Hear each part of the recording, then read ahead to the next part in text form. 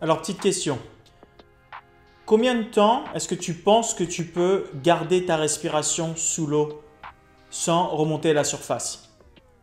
30 secondes? 1 minute? 2 minutes si tu es bon? Maintenant, je vais te poser une question.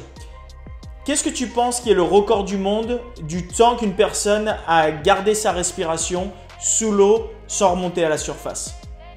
Pense-y pendant 1 seconde. Est-ce que c'est 3 minutes? 5 minutes? Est-ce que tu penses que c'est possible que quelqu'un garde sa respiration pendant 10 minutes? Eh bien, tu sais quoi? En 2012, il y a un Allemand qui a gardé sa respiration sous l'eau pendant 22 minutes et 22 secondes. C'est le record du monde.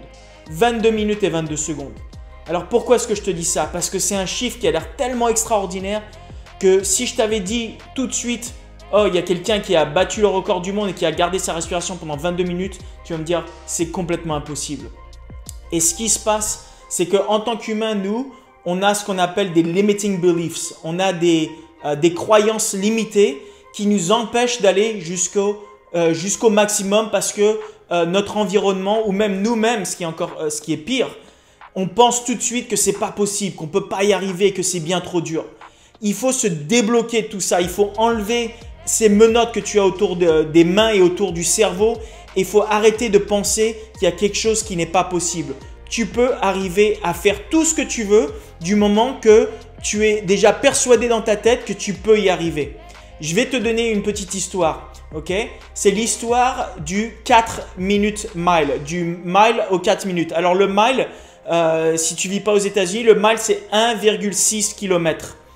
Et pendant des années, le mile, les gens ils essayaient de courir le mile sous 4 minutes et ils n'y arrivaient pas. Okay? Ils n'y arrivaient pas. Dans les années 20, dans les années 30, dans les années 40, ils n'arrivaient pas à courir le mile en dessous de 4 minutes.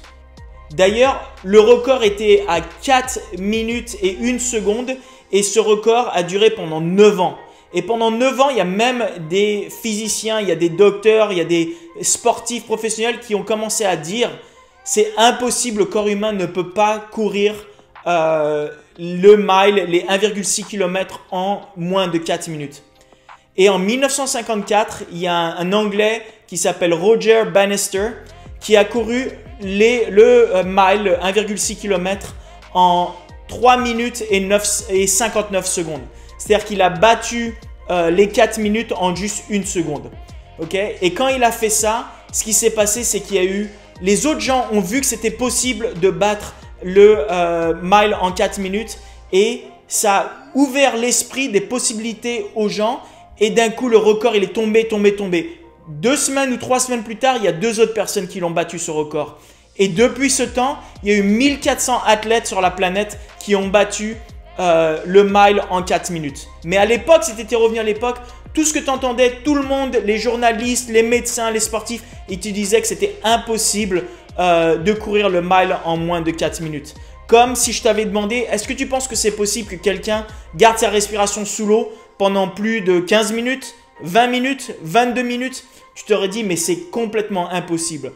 Encore une fois, tout ça, c'est pour te dire, il faut laisser tomber tes croyances limitées. Il faut arrêter de penser qu'il y a des choses qui ne sont pas atteignables. Il faut d'abord que tu arrives à visualiser la chose et après, tu verras que tu pourras y arriver. Si tu penses que tu ne vas pas arriver dans le business, si tu penses que tu es toujours fait pour être un employé, que tu ne réussiras pas financièrement, tu n'arriveras pas à le faire. Si tu penses que tout est trop dur, tu n'arriveras pas à le faire.